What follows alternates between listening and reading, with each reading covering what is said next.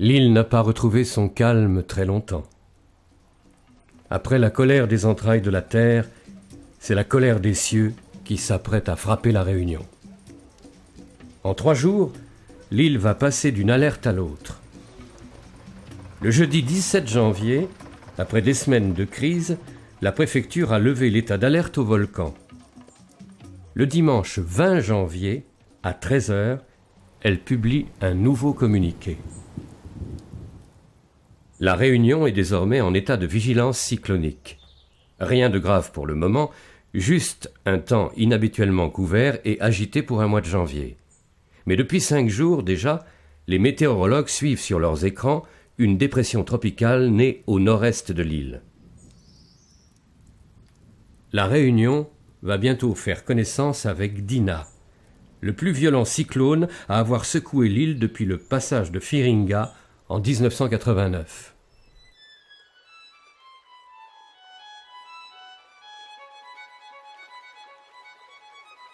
La pluie a commencé à tomber et déjà l'eau ruisselle de partout et vient gonfler les rivières. En quelques jours, Dina est passée du stade de dépression tropicale à celui de cyclone tropical avant de devenir cyclone tropical intense. Il se déplace à une vitesse moyenne de 17 km/h et rien ne semble devoir le faire dévier de sa trajectoire, ouest-sud, ouest. Dans la nuit du dimanche au lundi, Dina est passée au large de Rodrigue sans provoquer de gros dégâts.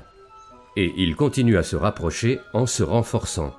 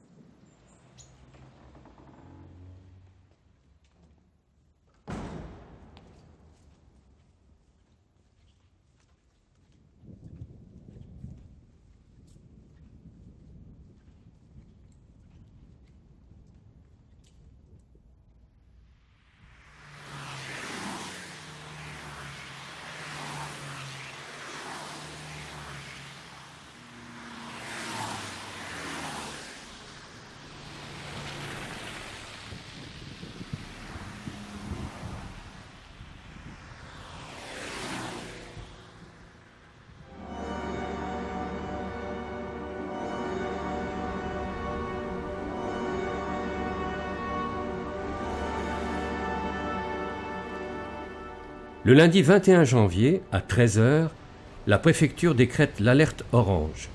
Dina est à présent à moins de 450 km de la Réunion. Le ciel s'assombrit.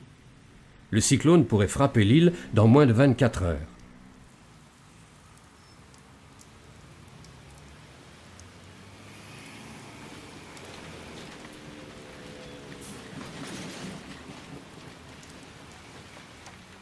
Tout le monde est à présent au courant de l'imminence du danger. Dans les rues, on commence à courir plus vite. Les enfants rentrent de l'école. Il est temps d'aller faire provision d'eau, de piles et de bougies. Les magasins sont pris d'assaut, car il va falloir rester enfermés jusqu'à la fin du cyclone.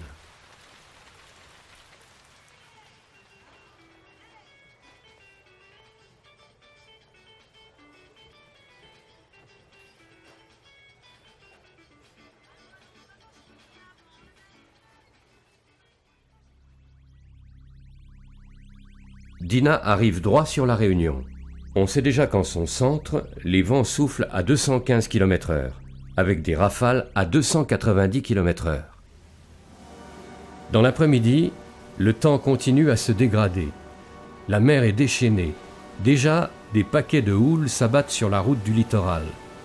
Au port, on mesure des vagues de 6,30 m. À Saint-Pierre, elles atteignent plus de 9 mètres. C'est finalement le mardi matin, à 8h, que l'alerte rouge a été déclenchée. Toute circulation, à pied ou en voiture, est désormais interdite. Sortir devient dangereux.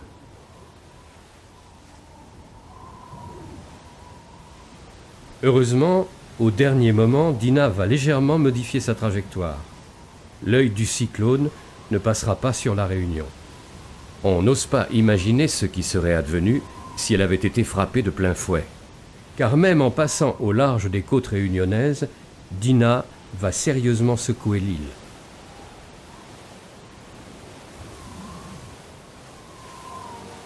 Sur le littoral, les vents dépassent allègrement les 180 km/h.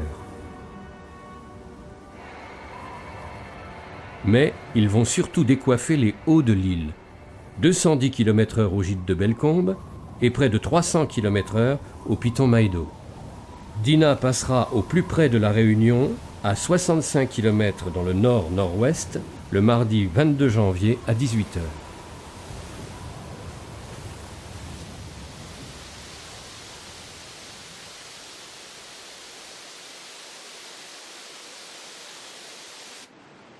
À présent, partout, les rivières et les torrents se déchaînent. Les eaux en furie ne savent plus par où passer et explosent en gerbes fracassantes.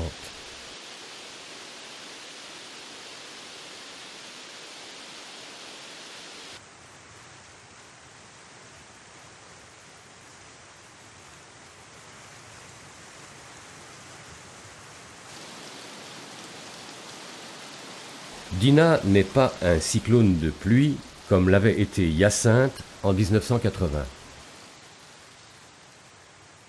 Au final, on ne battra pas de record de pluviométrie. Mais les services de Météo France relèveront tout de même 500 mm d'eau à Saint-Denis, 640 à Saint-Paul, 740 à la plaine des Cafres et plus du double, 1610 mm à Salazie, où le voile de la Mariée va connaître un déploiement sans pareil.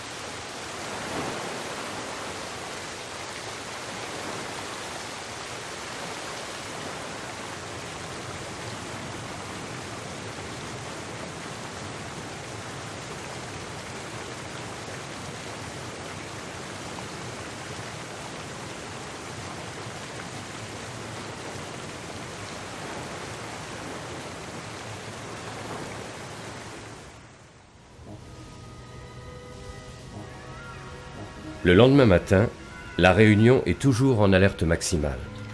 Et l'on commence à mesurer l'ampleur des dégâts. Heureusement, il n'y a pas eu de victimes, mais les dégâts sont colossaux.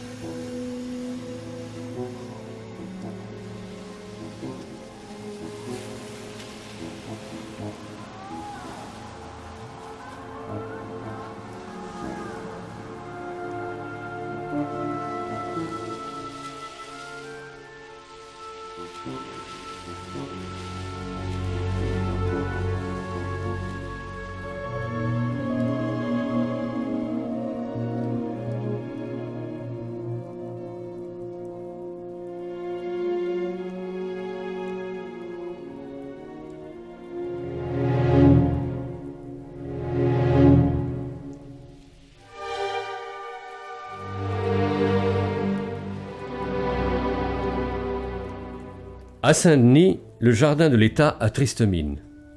De nombreux arbres, plusieurs fois centenaires, n'ont pas résisté aux assauts de Dinah. À 2 pas, la grille du palais de la Source, siège du Conseil général, est complètement défoncée.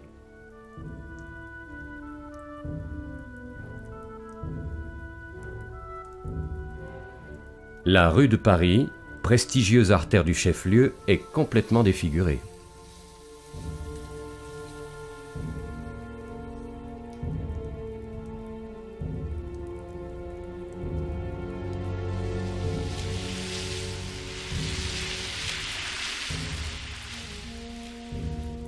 Sur toute l'île pèse depuis la veille un impressionnant silence radio et TV. Les antennes émettrices, elles non plus, n'ont pas résisté à la force de Dinah.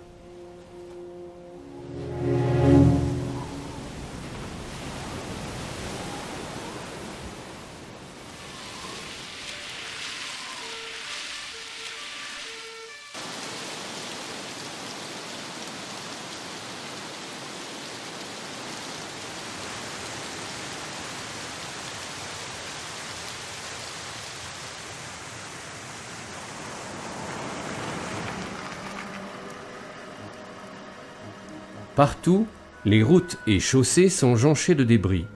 Le bitume est défoncé. Les feux de signalisation et les panneaux publicitaires ont été couchés à terre par les bourrasques.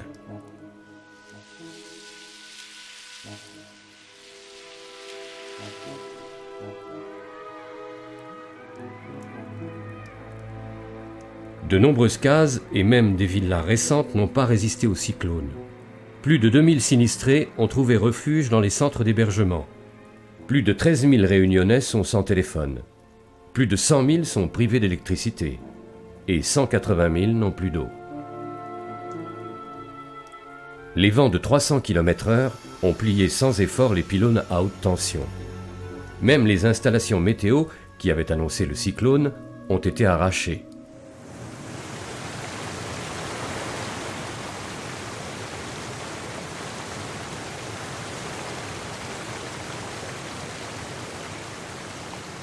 Au lendemain du déluge, l'île s'offre un grand nettoyage. Les ravines se vident, tout à la mer. Il faudra plusieurs jours pour que les flots retrouvent leur transparence.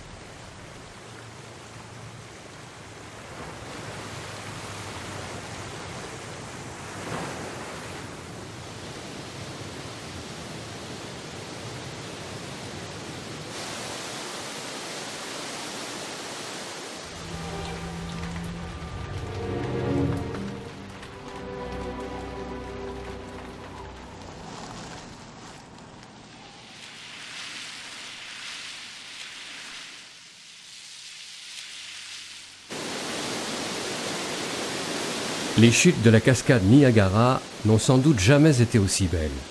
Mais le bilan du cyclone est lourd. Sans doute des dizaines de millions d'euros. Des familles ont tout perdu. Les plantations et les élevages ont été dévastés. Il faudra des mois pour tout reconstruire, replanter, remettre en place. Des mois de travail pour quelques heures de tourmente.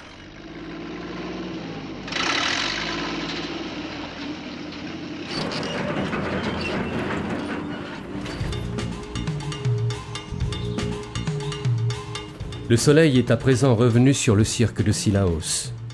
Mais ici aussi, on mesure les dégâts. Les vents semblent s'être amusés avec la forêt de Cryptomeria comme avec de vulgaires bâtons d'allumettes. Plus bas, les éboulis ont emporté 2 portions de la route qui relie le cirque au littoral. Pendant plusieurs jours, Cilaos restera coupé du reste de l'île.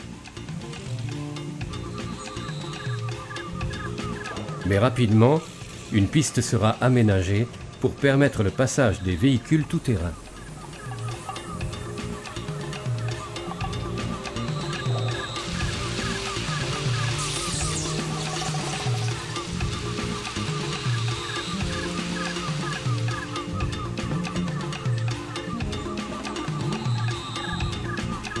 Aussi vite qu'il était arrivé, Dina s'en est allé. Mais il a profondément marqué la terre réunionnaise et ses habitants.